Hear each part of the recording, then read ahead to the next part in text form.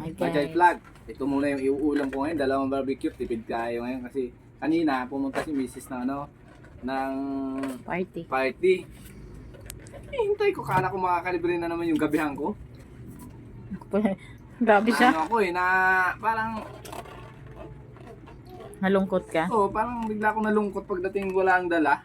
Yung dala-dala yung plastic na puro lagay ng kanin. Kaya sabi ko, sige, okay na.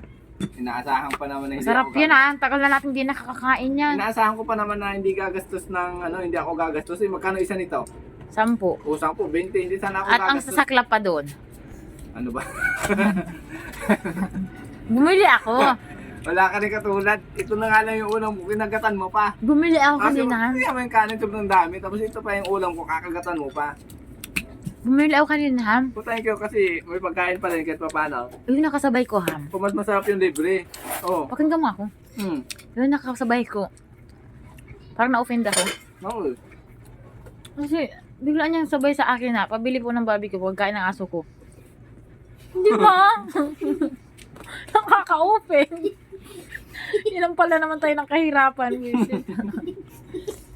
Sabi bro, paihaw nga ako tete pagkain ng aso ko yan. So, ano tayo? Grabe. Sana all na lang talaga ang mga tao. No? Pwede naman din niya sabihin ng ganun, di ba? Paihaw ako tayo pabili. Ganun lang dapat, hindi yung paihaw ako tayo pagkain kasi ng aso ko yan eh. Di ba? Ang lakas mo ng pagkasabi niya. Pati yung tindera na patingin sa akin eh. Kasi kami dalawa lang nagbibili doon kanina eh. So ano tayo? Kasi kumakain tayo niyan. Top nito eh. Masarap.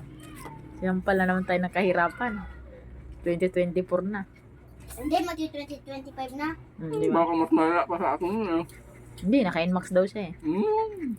Utang naman. Hindi may sure. Masarap naman oh. Temo, sarap na sarap ka, di ba? Ito, barbecue yan. Yan yung pinaka-the best na ulam pag hindi ka nakapagluto. Ang hinihintay ko, hindi tayo nagluto kasi hinihintay ko yung take out mo. Hindi, wala na tira eh.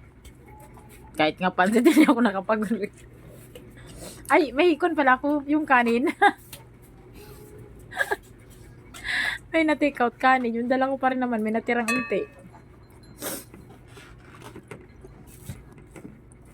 Paalam ka na, kaya sarap na sarap ka na sa barbecue. Baby, nasa vlog. Si Mrs. kasi hindi nagdala ng tuloy na ulam ko. Bawi na lang next year. Bye-bye.